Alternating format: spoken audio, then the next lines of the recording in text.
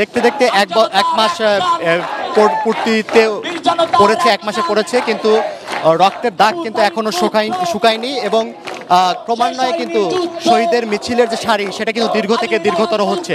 অর্থাৎ ছাত্র জনতার অভ্যুত্থানের মধ্য দিয়ে যে গণঅভ্যুত্থানের মধ্য দিয়ে যে সরকার পতন হয়েছে এবং যে শহীদরা, যে ছাত্র জনতা, শিশু কিশোর যারা নিহত হয়েছেন তাদের যে সেই শহীদদের স্মরণে এবং যারা আহত হয়েছে বিভিন্ন হাসপাতালে ভর্তি হয়েছেন তাদের স্মরণে কিন্তু এই সেই শহীদি মার্চটা আসলে অনুষ্ঠিত হচ্ছে। আমরা দেখেছি যে আসলে এদের পূর্ব নির্ধারিত পক্ষ থেকে বৈষম্য বিরোধী ছাত্র আন্দোলন রাজশাহী বিশ্ববিদ্যালয় এবং রাজশাহীর পক্ষ থেকেই সকাল থেকেই 3:30টায় তাদের কর্মসূচি ছিল তালাইমারিতে। আমরা দেখেছি যে শহরের বিভিন্ন স্থান থেকে মিছিল নিয়ে ছাত্ররা মিছিল নিয়ে, শিক্ষার্থীরা মিছিল নিয়ে কিন্তু তারা এই তালাইমারিতে একত্রিত হয়েছেন এবং এখানে তারা নানা স্লোগানে প্রকম্পিত করছেন এলাকা এবং তারা তাদের যে দাবি দেওয়া সেই দাবি দেওয়াগুলো পেশ করছেন।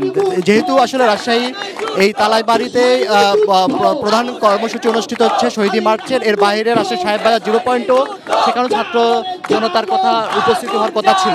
তো আমরা একটু আসলে যদি জানতে চাই যে আপনাদের তো আজকে শহীদি মার্চ অনুষ্ঠিত হচ্ছে, তা আপনাদের দাবি দেওয়া কি থাকবে একটু বলেন।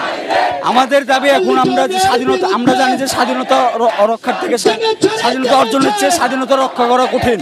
আমরা চাই খুনি হাসিনার বিচার। আমরা এক দাবি, আমরা খুনি হাসিনার বিচার চাই। উনি আমাদের গোটা ছাত্র সমাজের রক্ত খুন করেছে, আমাদেরকে নির্বিচারে খুন করেছে। এটাই।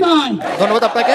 তো আসলে এখানে আমরা দেখেছি যে শত শত শিক্ষার্থীরা তারা এখানে আসছে এবং তারা তাদের কর্মসূচি পালন করছে এবং স্লোগানে মুখরিত করছে।